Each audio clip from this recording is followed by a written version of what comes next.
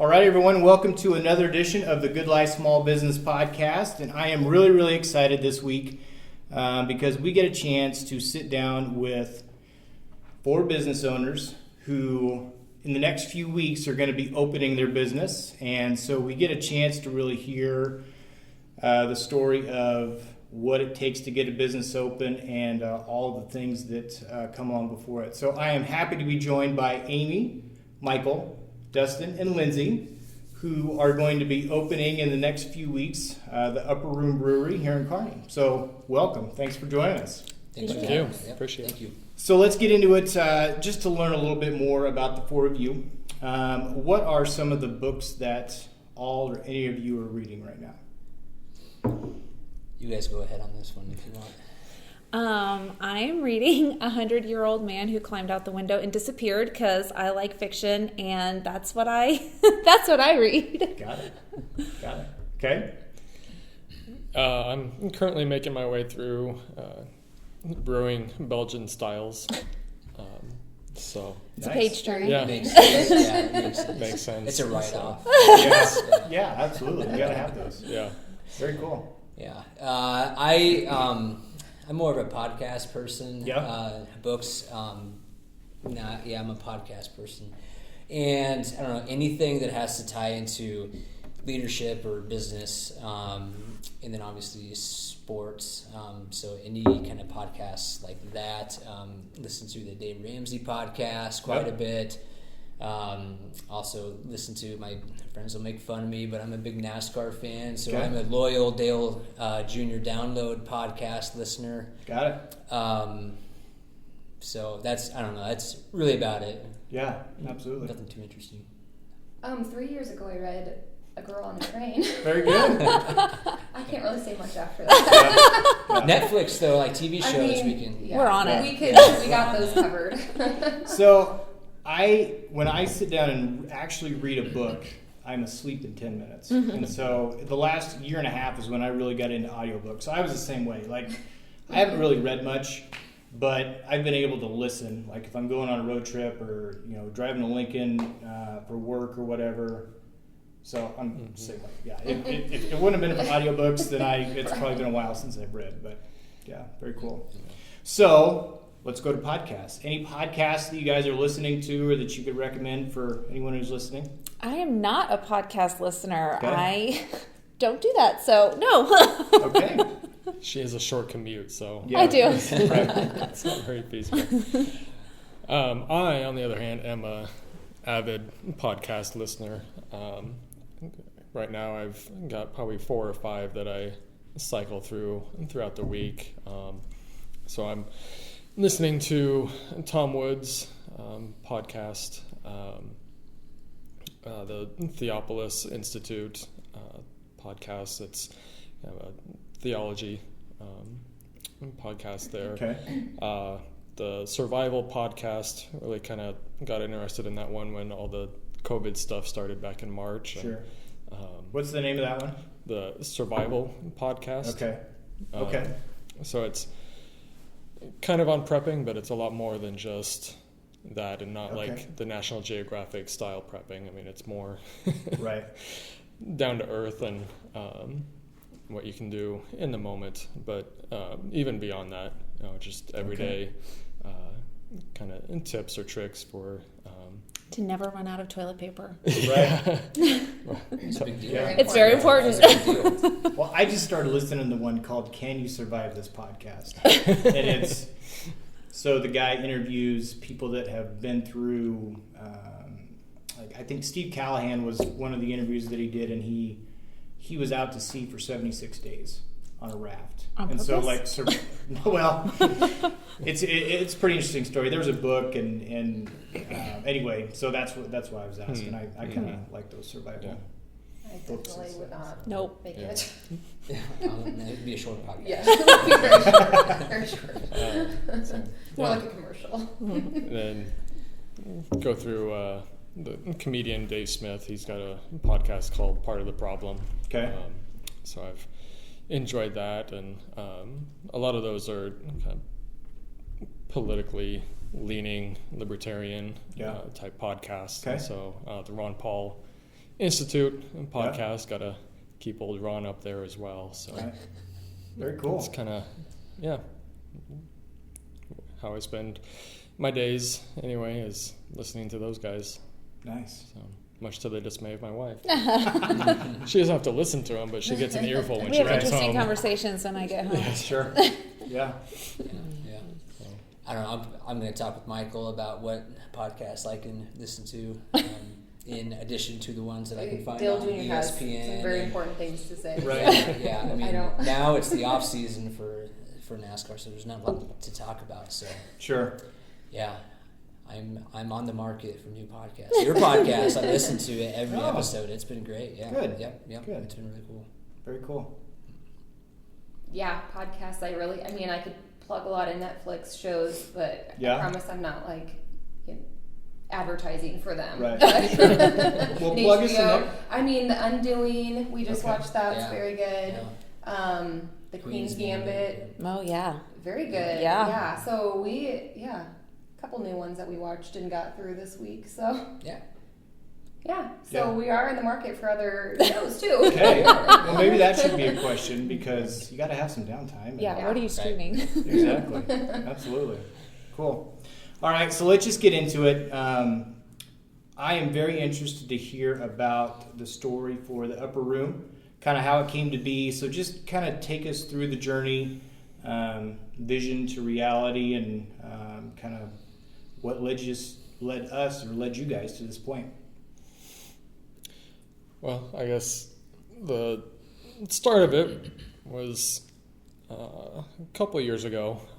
I've been a home brewer for about 10 years now and never really thought of going in this direction. But as I progressed in my home brewing and the toys got more expensive and bigger and stuff of that nature, I started toying with the idea of opening a little brew pub. I've enjoyed going to other people's breweries in Nebraska and kind of wherever we travel, and just kind of caught the bug that I like that atmosphere of the brew pub, being able to brew on site and serve on site and have that community aspect as well. And I think one of the big draws for me was that community of breweries. I think it's an interesting industry in that there's competition, but it's like a friendly competition. Sure. Like everybody wants their competition to do well.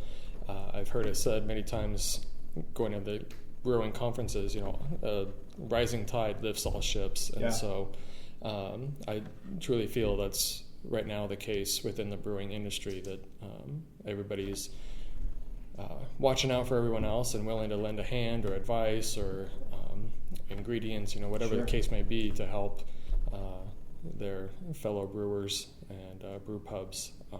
And so that was a major draw for me into the industry.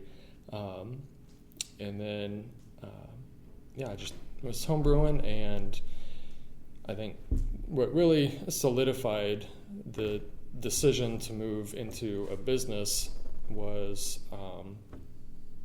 actually last year, the Buffalo County Fair. My Belgian Golden Strong got Best in Show. Nice. And as kind of the reward for that, Thunderhead brewed a half batch of my beer.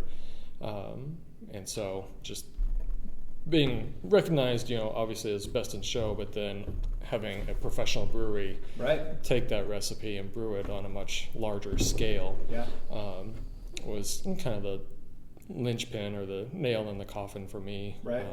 And just kind of started looking around Kearney for a place to house a brewery, and through a mutual friend of ours we got connected, and it was, I guess, last November. Dustin and I had lunch at Cunningham's, and what was that conversation like? It was interesting. So it was the two of us, and then our then our friend who said, hey, I think you guys should meet, because with Michael and his background in brewing, and then my background in business and marketing, and also our, we enjoy craft beer and breweries too. Right. And when I guess we got connected with even the idea of being a part of owning a brewery, I mean, just that concept is like, yeah, that would be pretty cool. Mm-hmm. I don't know how to brew. I just taste. Right. I just taste the market. You and me Yeah. both. Right. Yeah. And so, yeah, it was just kind of like we just kind of, I guess, complemented each other's lack of knowledge in a certain area, Mm-hmm. and so together it was kind of a great partnership.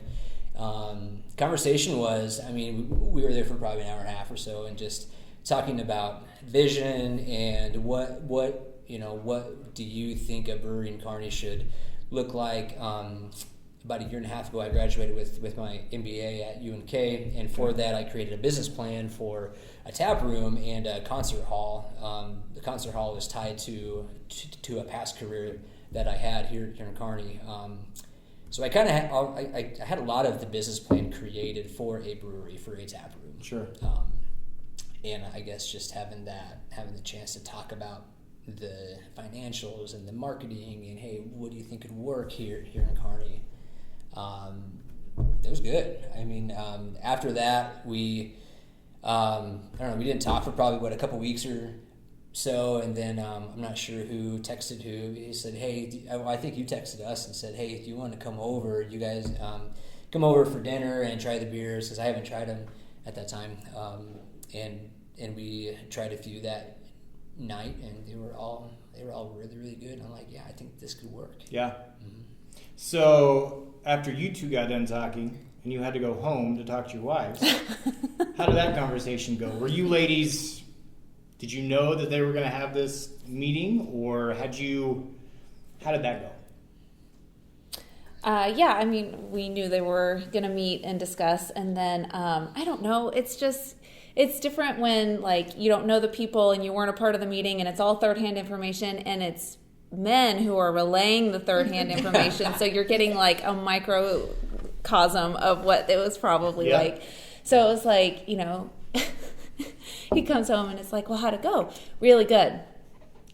Good. So what does that mean? Like, what does that look like? And then, it's almost like this weird dating thing. Like, do you text him? Do you call? Like, how long do you wait before you? Aggressive, Yeah. Use help, yeah. So, yeah, I mean, it was just, most of it is like, you have to trust your spouse and trust that they have a good feel of the situation and a good read on things. And then I think that was part of the reason we decided to invite everyone over, was just so we could all meet and kind of all get on the same page. And that went really well. So, yeah, it was just kind of like getting the whole thing started, I feel like, was just these random series of events that, like, everything just really kind of fell in place. And I told Mike, I was like, if we're going to do this, I feel like now's the time to do it. Mm-hmm. And if you don't do it now, you're going to always regret not taking the chance. So we kind of just decided to jump in and give it a try, and that was that. Yeah, here we are. Yeah. And when was that when you guys first met? A little over a year ago. About a year ago? Mm-hmm. Okay. Very cool.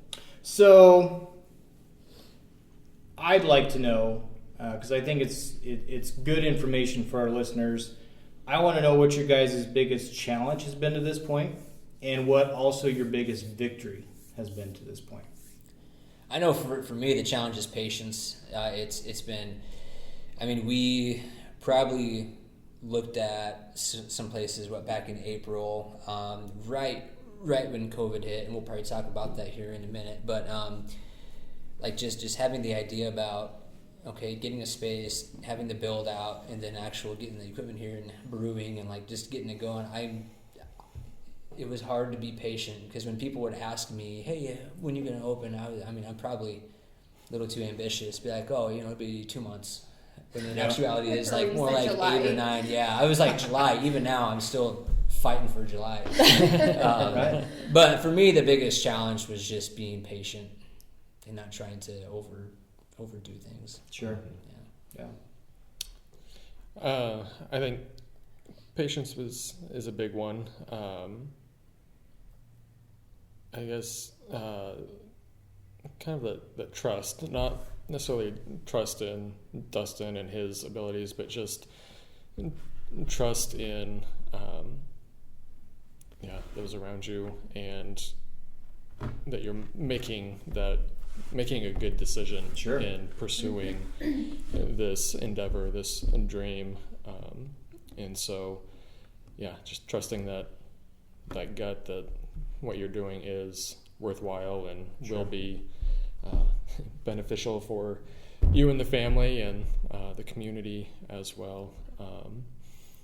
But the patience thing too. I mean, we thought we had a place back in March or something like that we were pretty close to signing on, and then just decided that wasn't going to be the best fit for us, so we had to go back to the drawing board, and so just kind of that back and forth as well, and obviously the excitement of wanting to be open but having to kind of rein things in and Sure. take a step back and make sure we have all our ducks in a row and stuff. And so people in the industry that I've talked to always have said, plan for things to take twice as long as you think and twice as expensive as you Right. think. And I was like, oh no, we'll be fine. We're going to be the odd ones Right. that defy that rule. Yeah. But it has not panned out that way. No, we're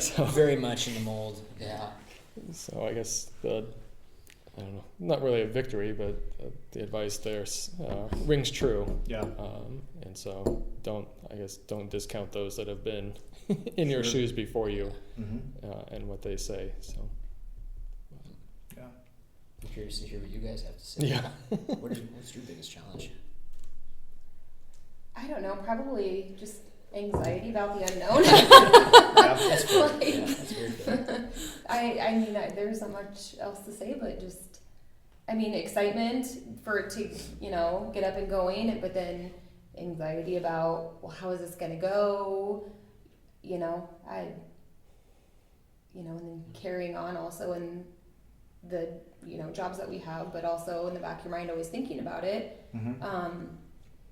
So it's been like, anxiety in a good and bad way, I guess, Sure. Yep. There's good stress. So I'm a nurse, so this whole year's just been kind of a mash of Yeah. Ball so many of anxiety. emotions. So many emotions. So, that's what I would say. Mostly anxiety and stress to the positive, but It's fair. so. But we've always had good beer to drink, so so that's Can't beat great. that. We'll take it. Yeah. This was maybe a little bit of a break for you as far as from nursing to have Yes. this Yes. as Yeah. something else that you're working on. Mm-hmm. Yeah, definitely Yeah. like a positive outlet. So Yeah. yeah. Very cool. Very cool.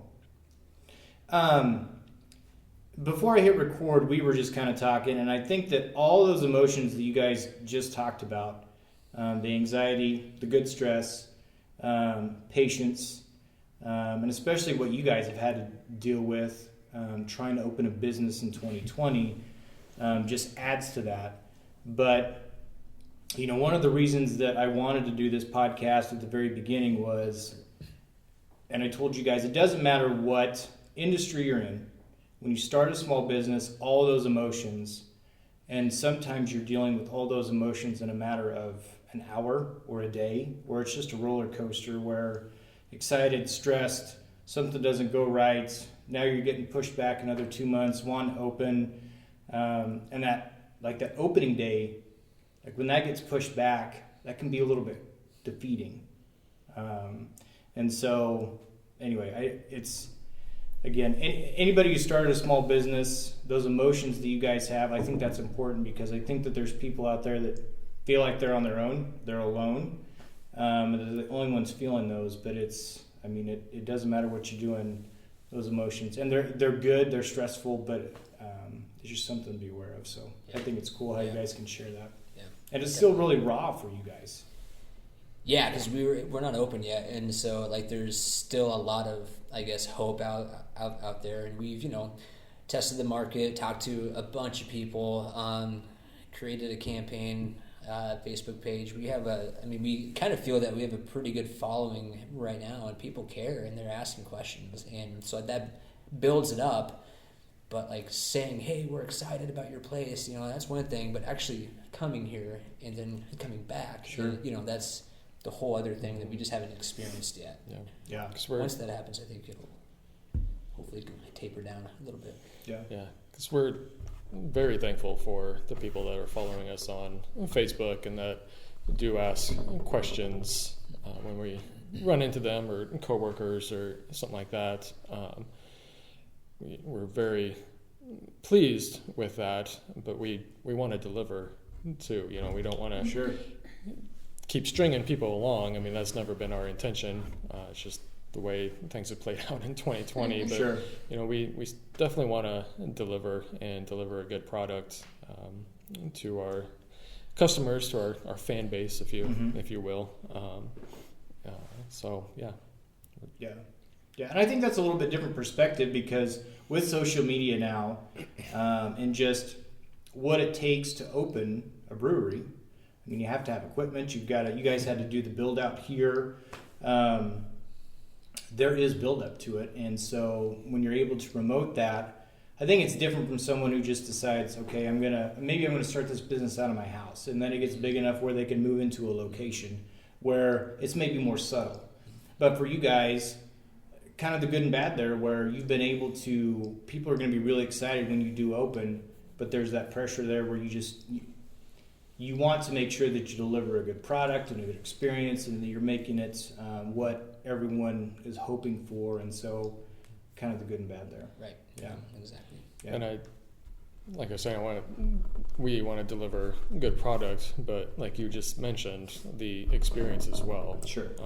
That was one of the things when I sat down with Dustin last November, was laying out that vision that I had for the place of, kind of a brewery meets coffee house where people can come in and have that conversation and not be bombarded by screens or loud music or something like that, and kind of have a different or more of a unique brew pub experience that way.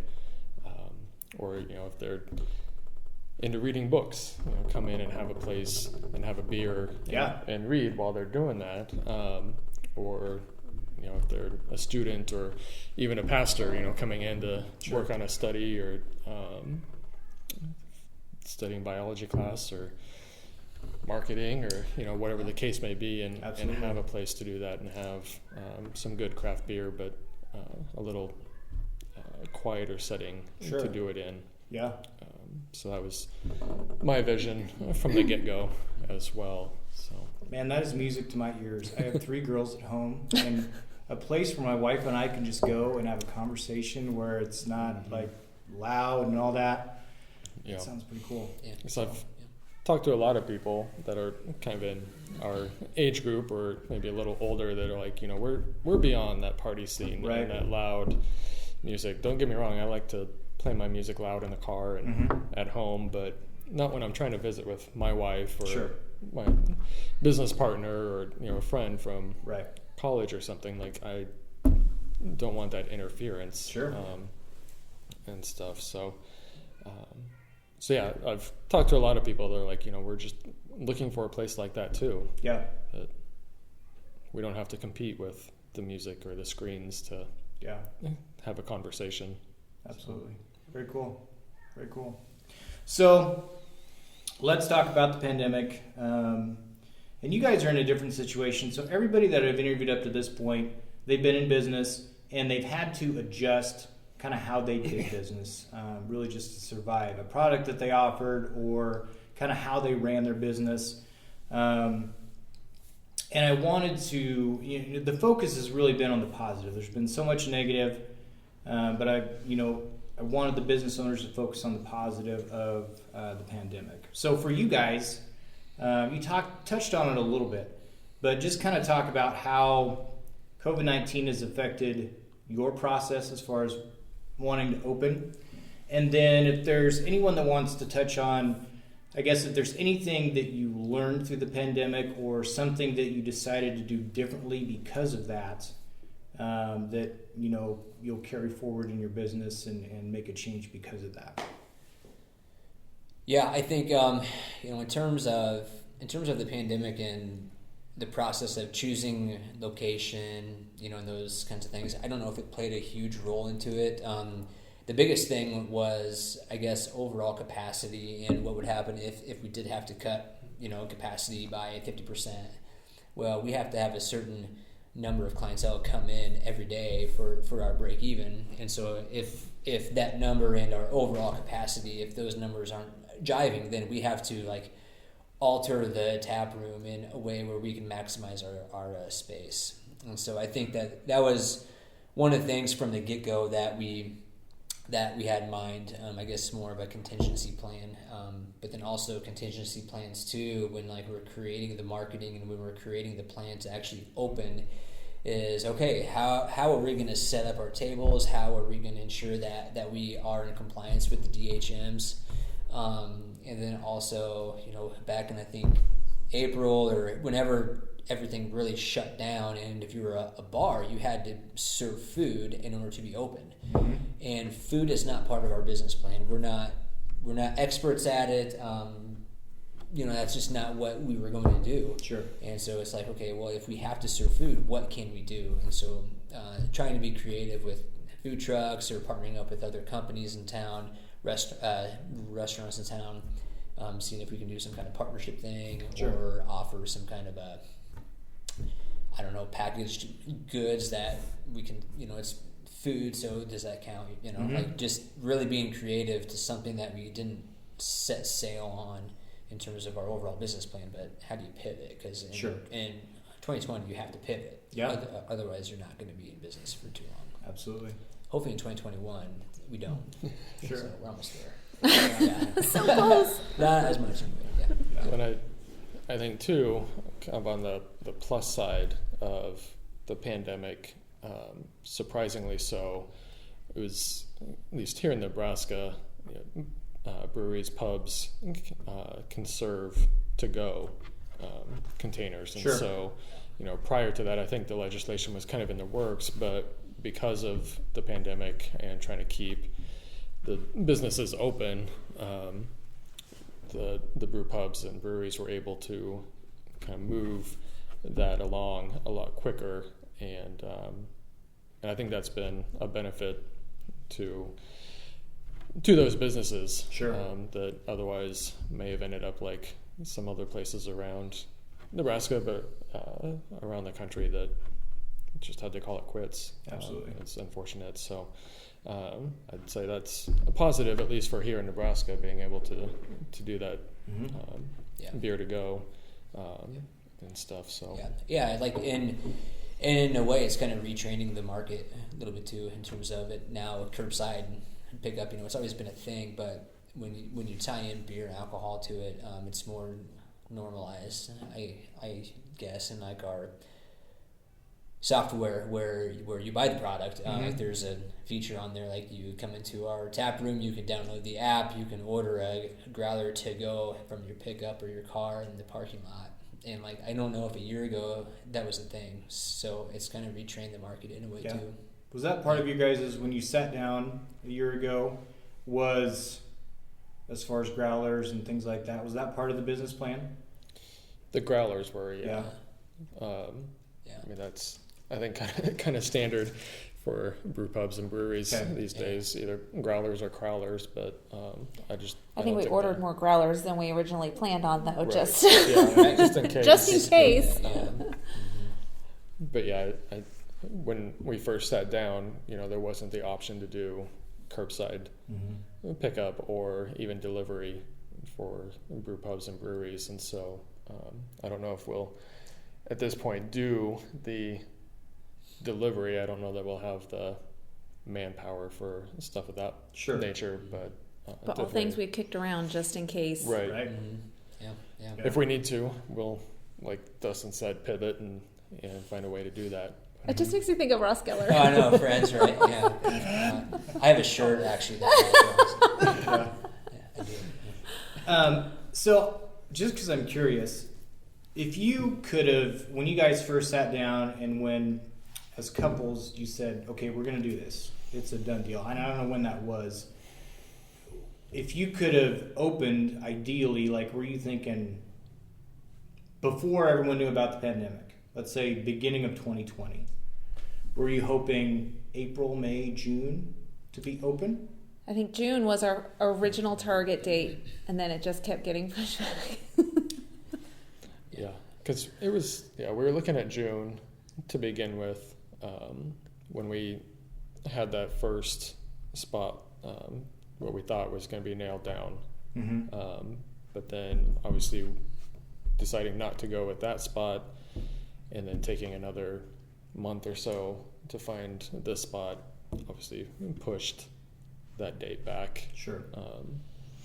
And then I don't think any of us were really aware as far as how long a build out takes. And our contractor has been great about moving things along and keeping people coming and going and lined up and scheduled out and stuff like that. And so I definitely have no qualms with that. I just not having done anything like this before, just had nothing to reference it by. And, takes time. Yeah. And so, it was June, and then it was July, and then it was, I think we had every month kind of nailed down as an opening date. Maybe next. I remember I think talking with you, and I was just going through, this was probably back in January when we kind of thought that we were going to go in that other direction. I was like putting it on my phone. I'm like, you know what? I think we can be open in May. It was like May 1st, I think. It was on a Friday. I'm like, I think we can do it. And I think you told me there's no way. I guess in my mind, I was like, Makes sense. I don't see how that's even possible, but okay, sure. I guess I don't know much about it, but even just in my rational mind, I was like, I feel like there's a lot of things that need to happen, and I mean, I like the The gusto. Yes, Yeah. exactly. I don't think I told you, I didn't tell you that. It was just between us. And even when, didn't think it was feasible. So yeah, well. So the delay wasn't necessarily pandemic related. It was just normal business. Yeah. Mm-hmm. And I think that that's a good lesson too, where May 1st is a great idea, but like you said, the build out takes longer. Getting equipment, all that good stuff. There's so many inspections and licensing and government agencies that have to have their share or say or whatever. It's just, there's a lot. Yeah. So, but then the pandemic has delayed some of our equipment, just because supply chains are different and stuff like that. So, I mean, I guess that is one way that COVID has impacted some of that, but I think the rest is probably just normal business stuff. Yeah. Not having opened a business before, though. Sure. Yeah. But when you do open, though, you're still going to be dealing with a little bit of the uncertainty of. So we've got the mask mandate right now until I think end of February. Yep. And there's just the unknown of you're going to be opening the business and you don't know what February will look like, or May, or even this time next year, what it's going to look like.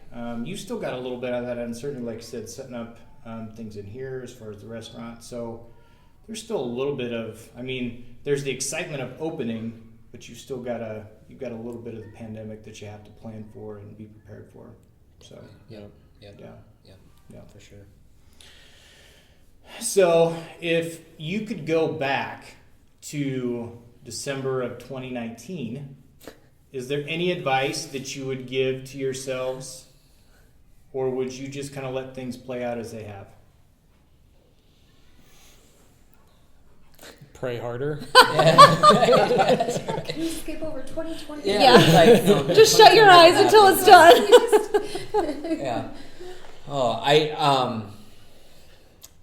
don't know. I think for one, obviously patience and just kind of keeping everything in check. Ease up on the coffee and caffeine, Right. To help that. But also probably just a friend of mine said that whatever number you think you're going to have in order to get this thing open, you can probably plan on doubling that, and kind of like you said, I doubt it. Right. No, it was 100% true, and so I think that. In terms of financial planning or something like that, not ever having done this before, maybe a little bit more planning, also budgeting in terms of projections, making sure that projections are accurate.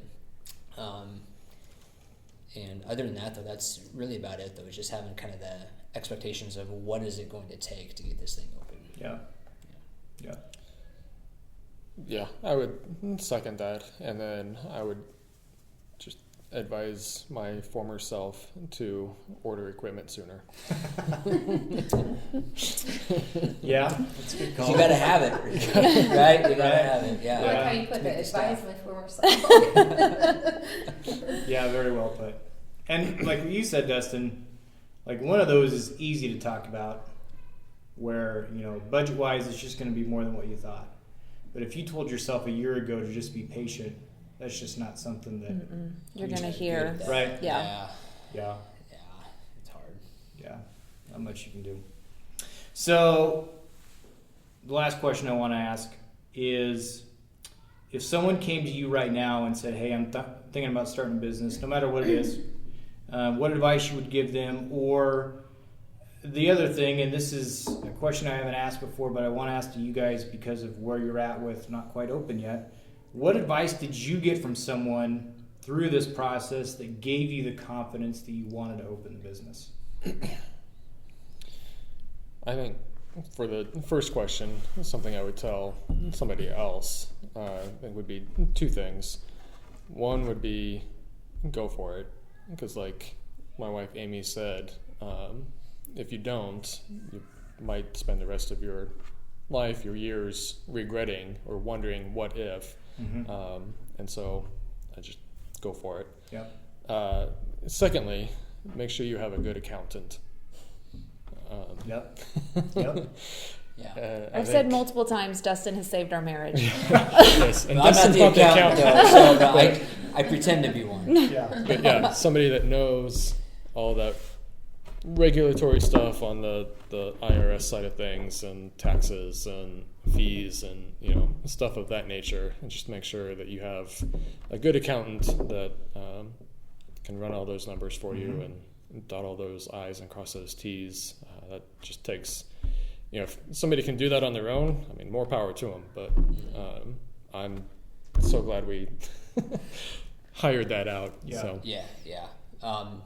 I would piggyback off that too, really, really well. Accountants also, you know, hire a good lawyer too to create all the paperwork and make sure that that's like set and you know, finalized and in paper, like operating agreement. You know, that's really big because, you know, it's good to get everything documented because, you know, it's so easy to be like, oh, I'll just do this or I'll take that or whatever. No, I mean, when it comes to running a business too, and some hard choices are going to have to be made, and at times, like, we might prefer something and you guys might prefer another thing. Well, we kind of have to know who has the, I guess, more say. Sure. And having that on paper is huge, and that's okay. You know, that's okay. And then the other thing I was going to say too, which I forgot what it was, brain fog. I don't know. Do you have anything to add? I'll try to think of what I was going to say. I'm surprised that this is the first that it's happened that you Memory is really I'm bad. proud of you. Good job. Oh, thank you. Yes, yeah, we're improving. But no, I was going to say hiring out those kinds of things, because in terms of accounting and taxes and payroll and all that, I mean, you're looking at the people that are going to have to do those if we didn't have that help. And, you know, we have full-time jobs. Your full-time job is to make the beer. We don't have a ton of time to do that other thing. So we want to make sure that it's done and it's done correctly. Yeah. And I remember what I was going to say, hire a good contractor. Yeah. Yeah. Because like it's so easy to be like, well, we have to do the plumbing or electrical. It should be done Monday, but it's not going to be done until Thursday. Well, if that happens 4 or 5 times, then you're behind a month or two, and that's a month or two of revenue that you need. Yeah. So hire a good contractor to keep things on time. Yep. And that's great advice. And it's a fine line too, because when you talk about getting an accountant or an attorney or a contractor, I think sometimes the small business mentality is, well, I've got QuickBooks. I can do the payroll and taxes, and I'll take care of that myself. Or I'll go to LegalZoom and I'll take care of the paperwork and things like that. Or maybe I can do the plumbing or the electrical or something like that on my own to save money there. And there's certain things that it's good to save money on, but there's certain things where you need to learn early that it's just better to delegate that stuff to someone who knows what they're doing. Yeah. And it's worth paying the money, and you'll learn that. Sometimes you have to learn that the hard way, but sometimes it's just easier to upfront be ready to make that expense, or pay that money to someone who knows what they're doing. Yeah. Yep, absolutely. Yep. So. Yep. And if they're a part of the community, then it's just like it's more, I guess, marketing, kind of too, and to ensure that we get more people through. Yeah. Ladies, same question to you two. I would say, as the spouse, realize it's not your business. You can make your suggestions. You can say your things. You choose what hill you want to die on, because you can't have everything that you want when it's not your business. But also realize the times that it's appropriate to shut your mouth and be supportive. So like as things were changing and as more mandates were coming out, there's definitely a time where you should not be expressing your own fear and anxiety and just being supportive. That would be my advice as a spouse. That's good. Yeah, I mean, just in having trust in their decisions, and not that that's something that I didn't have all along, but just to really know that you both know what you're doing. You've been brewing beer for 10 years, and so you know what you're doing with that craft. And I mean, you've been doing, stuff like this for a long time, not opening a business, but just Marketing. It's just important to have that trust in them. And sometimes it's okay to just be like, okay, well, you got this, and just that's watch your deal. Netflix. Yep. Okay. Yep. There you go. And drink Michael's beer. Very good. Very good. So, let us know more about Upper Room. Yeah. You or me? Go for it. Go. I'll do half and you'll do the You gotta tell them where the name comes from too. So yeah, I'll talk about what's kind of happening. So we hope to begin brewing here in a week or so, depending on, again, a couple of pieces of equipment that we're waiting on. Once that gets here, we've passed all the inspections. We have all the permits, which has been a great achievement. Just knowing what do we need to do to be in compliance. That was a huge kind of a treasure hunt. But then, so once we brew, it'll be maybe a couple weeks or so after we do our first batch or so, and we can be open. So right now, I probably shouldn't be the one saying what the date is, because it's probably a little bit over eccentric. Not tomorrow. It's not, like in about 20 minutes. Probably right after the first of the year. Okay. Not sure exactly what day, but right after the first, we hope to be open, and we've talked to a couple of other businesses to help kind of be a part of it. So we really want to be a part of the community and giving back to the community. So every Wednesday in January, we have a program called Giving Back Wednesdays. And Compass is going to be the first partner within that promotion. Awesome. And so $1 from every beer will go back to Compass.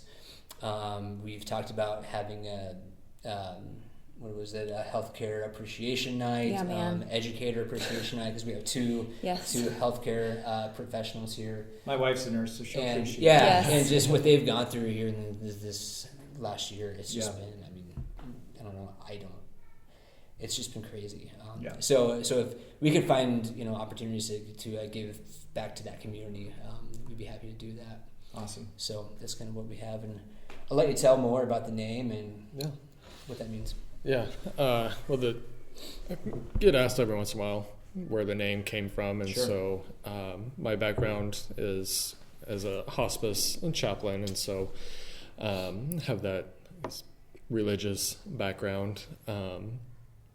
And so Upper Room comes from scripture, from the Bible, where in particular Jesus and his disciples had their last meal, the Last Supper, together in the upper room. And so that's basically where it comes from. And there's other instances throughout Scripture where things happen in an upper room. And so just had kind of a nice ring to it, and just kind of liked how that jived with, Jesus had wine at the Last Supper, so upper room will have beer. Sure. Yep. Not quite 1-to-1, but close enough. It's kind of a place of fellowship too. Yeah, and like I was mentioning before, the vision of community and kind of a quieter place to come ties in with that upper room as well, with community and coming together and sharing time and conversation together. So that's kind of the background to that. Yeah. And all the beers, well, most of the beers have some sort of theological connection. Okay. So right now we're drinking Puritan IPA. So okay. Puritan, which is amazing. Yeah, thanks.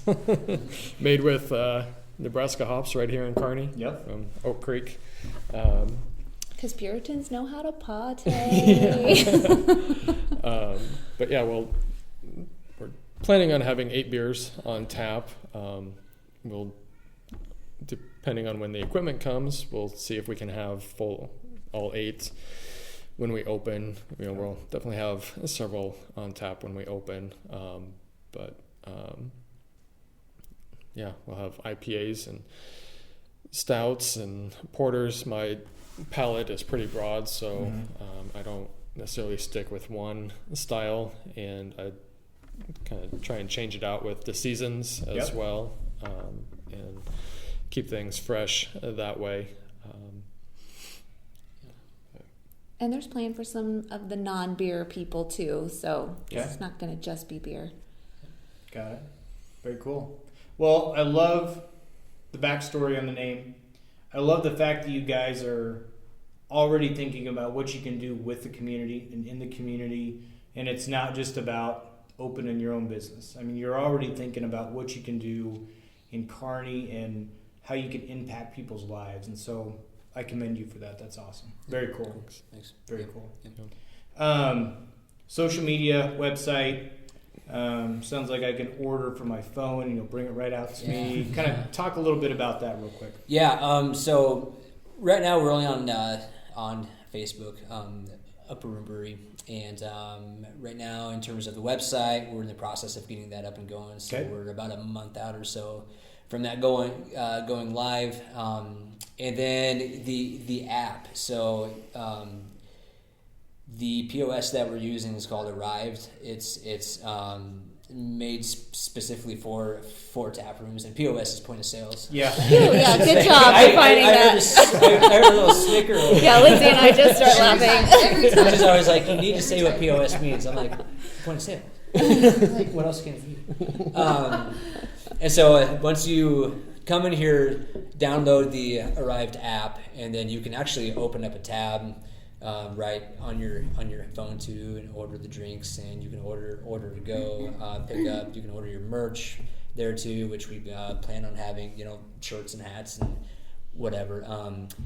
McHugh's I think also has Arrived, and so if you're familiar with ordering drinks from there too, we're gonna have the same kind of offerings, and hopefully just be as what's the word? Technologically. Tech advanced. We want to be techy. Yeah. So that's kind of the plan. Okay. Yep. Very cool. Thank you guys so much. I think we need a cheers. Yeah. Cheers to the Upper Cheers. Room. Prost. Best of luck to you guys. Thank you for taking the time. And go on the Facebook page so that you can know more about the Upper Room, when things are going to be open, and best of luck to you guys. Thank you. Thank you very much. Appreciate it. Appreciate it.